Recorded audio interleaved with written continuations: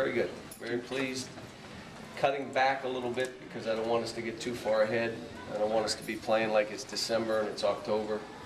So some of the practices we've cut short simply because they're getting done what I want to get done, and when they hit that spot, I just stop. Not, you know, again, we're practicing most times with 10 guys on the floor, so those 10 aren't leaving very often, and you don't have to go long. So we practiced 2 hours and 10 minutes yesterday, probably practice about the same, maybe less today.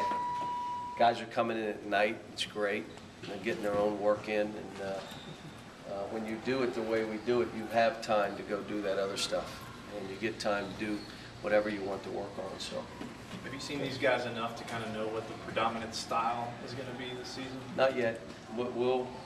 It'll all play out. Kind of like last year, you kind of figure out and get through games, and you know, you think something's going to work, and then you play some really good teams, and you say that ain't working against really good teams, so we got to go back and figure out what we do. But what I've liked is a guy like Terrence Jones right now, and I'll tell you, if there's a better player in the country, I got to see him. Maybe that guy's in our gym, I don't know, but if there is somebody better than Terrence, I got to see. First in all the running things, first out on the court, comes back in the evening and shoots.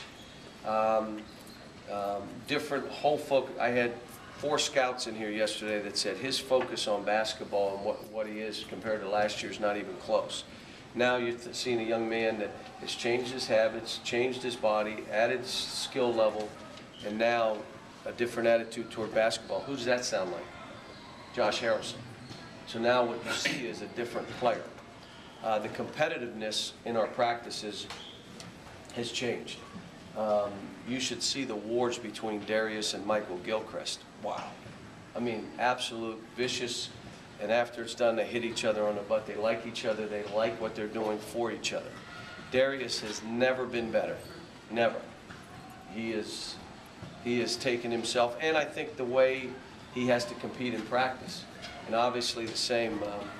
Eloy is not the same. You know what Eloy's doing in the morning and at night? He's conditioning. Whoa. So now all of a sudden, he's changed his habits to practice. He's changed his conditioning. He's changed some of his skills and his attitude toward basketball, and you would be surprised. He's changed the outcome, and now you see a different play. That's the only way this works. And I always say, tell these guys 20 times, you want a chance? I need a chance. I just need a chance. Go play the lottery. It's $1. You can win 150 million. There's your chance. You're not getting it here. I mean, you either earn minutes or you work your way out of minutes, and it's simple. And got a good group, though. John, do you have to settle on pick and roll or dribble drive or anything, or can you get good at many different things? Well, you got to settle on something at some point of how you're going to play. But what I'm finding out is the pick and roll with this team has really been interesting. I mean, it is, you know, and again, I've never run pick and roll, and partly because I didn't want to bring 2 defenders to my best player. Why would I do that? Especially when he didn't need somebody to get himself open or drive by him. Whether it was Derrick Rose or Tyreek Evans was so physical, he didn't need a guy. He could beat his own guy. How would they have played John Wall if we went pick and roll? They'd have gone under. Now I would have had John Wall shooting jump shots instead of attacking the basket. Now we're a little different, mainly because as we attack, we have the players in there that we do want to get the ball to, and we do want to create space, and we're using the pick and roll to get into the dribble drive. So instead of just coming down and just starting, we're doing it off a pick and roll and bang, and then we play. So they're doing pretty well. John, what do you want to get out of tomorrow night? Just going to scrimmage. I mean, someone said, fans like to see you put them through. We may just do warm-up lines and scrimmage. Yesterday was the first time in the 13th practice we scrimmaged. Last year we practiced at the 10th scrimmage, or 10th day we scrimmaged. So, you know, I waited a while because we had so many new guys. It just wasn't ready for us to be scrimmaging with officials. We'll do it today, and what I saw yesterday, we probably will scrimmage from here on in. The competitiveness, we're getting out what we need to. We can do drill work and work on whatever and then throw it up for an hour. Do something like that. Did you know this group would be as competitive as it's been?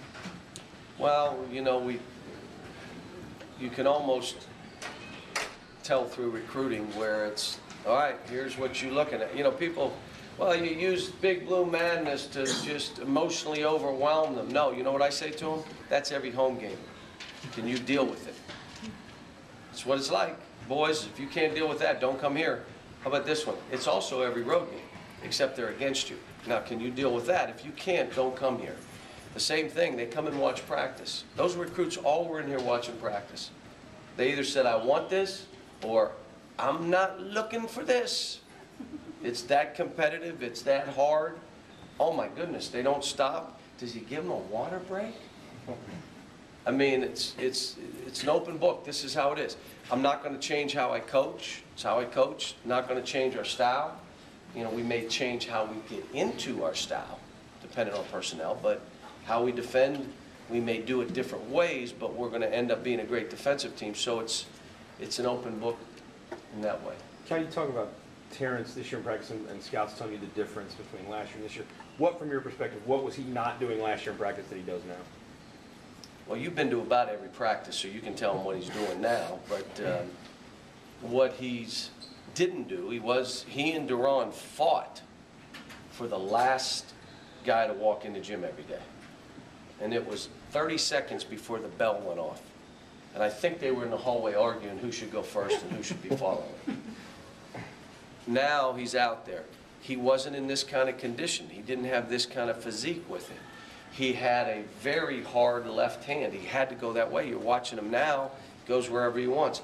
His shooting was streaky at best. Now he's been pretty consistent. Defensively, I mean, now he's challenged. Like you're not just running by me.